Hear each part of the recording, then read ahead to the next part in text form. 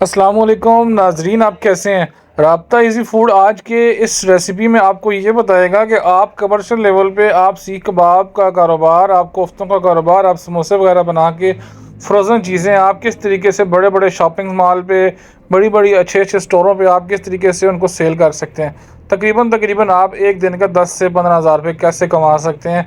आज हम उसके जो सीक्रेट्स हैं वो बताएंगे आपको इस रेसिपी के अंदर, इस वीडियो के अंदर, ताकि आप अपनी चीज़ों को आगे बढ़ा सकें, अपने कारोबार को। सबसे पहले हमने दो बड़े साइज़ के प्याज लिए, हमने तकरीबन 400 ग्राम बोनलेस चिकन लिया, साथ ही हमने तकरीबन तकरीबन 100 ग्राम के लगभग हमने जो है ना बीफ की जो चर्बी है वो हमने इस्तेमाल करनी है। इसके अंदर चर्बी आपने लाजमी इस्तेमाल करनी। सबसे पहले हमने चिकन को अच्छे तरीके से साफ़ करके उसके बड़े बड़े पीस कर दिए, ताकि चॉपर के अंदर आसानी से इसके पीस हो जाएं। ये जो है ना उसके अंदर फंस ना जाए, स्टक ना हो जाए। याद रहे आपने जो है ना अब बड़े पैमाने पे अगर आपने बनाना है तो उसकी रेसिपी अलग से मैंने अपलोड की हुई है, आप वहाँ पे देख सकते हैं। कमर्शियल लेवल पे 1 किलो चिकन के अंदर जो है ना हमने 1 पाव जो है हमने चर्बी लाजमी इस्तेमाल करनी होती है। फिर हमने दो प्याज़ों को और साथ ही थोड़ा सी हमने अदरक थी उसको हमने इस तरीके से चॉप कर दिया, बिल्कुल बारीक चॉप करना है। इस प्याज को हमने अच्छी तरीके से बारीक पेस्ट बना दी है। अब हमने जो है ना इसका पानी निकालना है यहीं से निचोड़ के, तो पानी इसके ज़ाया नहीं करना, आगे उसको हमने इस्तेमाल करना है। फिर हमने जो है ना गोश्त को इस चॉपर मशीन के अंदर डाल के आप देख सकते हैं बिल्कुल जो है ना ये पेस्ट बन चुका है, रुई की तरह, ये मलाई की तरह हो चुका है, ताकि ये पकने में भी आसानी हो। अब अगला प्रोसेस आता है, बाकी चीज़ों को हमने पेस्ट बनाना है। सबसे पहले हमने 3 से 4 तीखी मिर्च लिए हैं, थोड़ी सी हमने जो है ना सब्ज़ धनिया लिए हैं, थोड़ा सा पुदीना लिए हमने।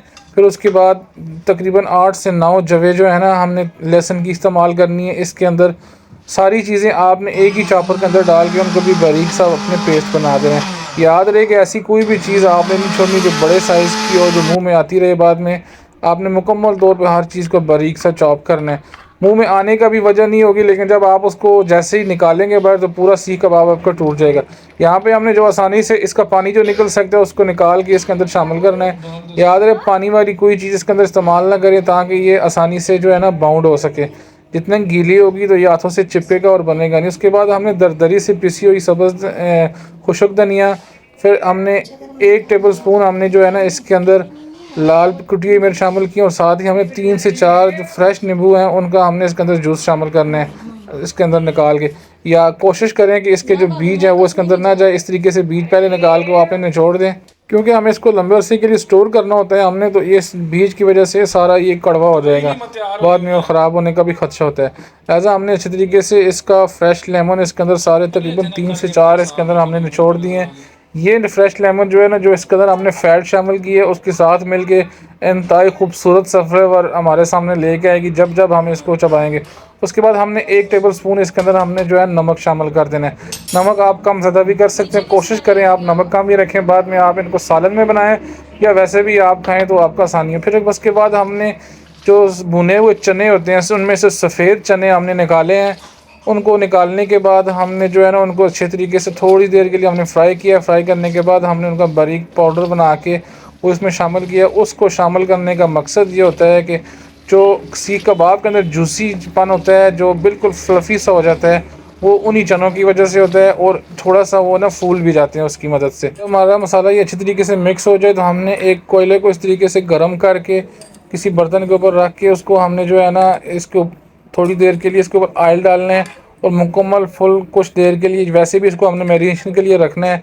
तकरीबन तकरीबन हमने जो है ना घंटा इसको ना ढक्कन दे के मुकम्मल तौर पे इस तरीके से आपने थोड़ा सा इसके अंदर ऑयल डालना है। इससे ये होगा कि इस कोयले की जितनी भी खुशबू है सारी इसके अंदर चली जाएगी। ऐसा लगेगा जैसे हमने बारबेक्यू तैयार किया है। इसको हमने मुकम्मल तौर पे ढक दिया है, कवर कर दिया है। अब जब 1 घंटा गुजर गया, अब हमने इसको शेप देनी है। शेप देने के लिए याद रहे, अगर आप समझते हैं कि थोड़ी सी आपने हाथों के साथ ऑयल से ग्रीस करनी है, उसके बाद आपने एक सीख लेनी है और अपने पतले से साइज़ का जो है ना आपने इसको इस्तेमाल करना है। इस तरीके से ये बना के आप देख सकते हैं, ये ना टूट रहा है ना कुछ।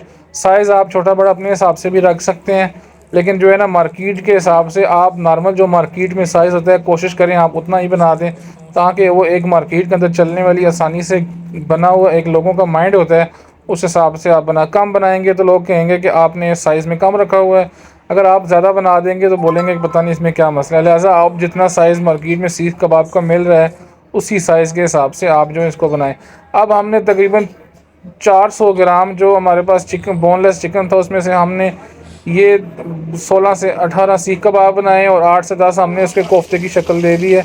अब हमने इनको फ्राई किया मुकम्मल तौर पे। ये यहाँ पे आके इसको स्टोर करने के दो तरीके कार हैं। एक तो यहाँ पे जब हमने इनको शेप दी, उसके बाद इनको पानी के ऊपर हमने स्टीम दे के, फिर उसके बाद तकरीबन 8 से 10 मिनट की स्टीम दे के तो हमने रखना होता है। लेकिन यहाँ पे हमने उस तरीके से नहीं किया, तो तवे के ऊपर हमने इनको फ्राई किया, शैलो फ्राई किया, कम ऑयल के ऊपर हमने इनको अच्छे तरीके से चारों तरफ से फ्राई किया। हमें स्टीम करने की ज़रूरत पेश नहीं आई।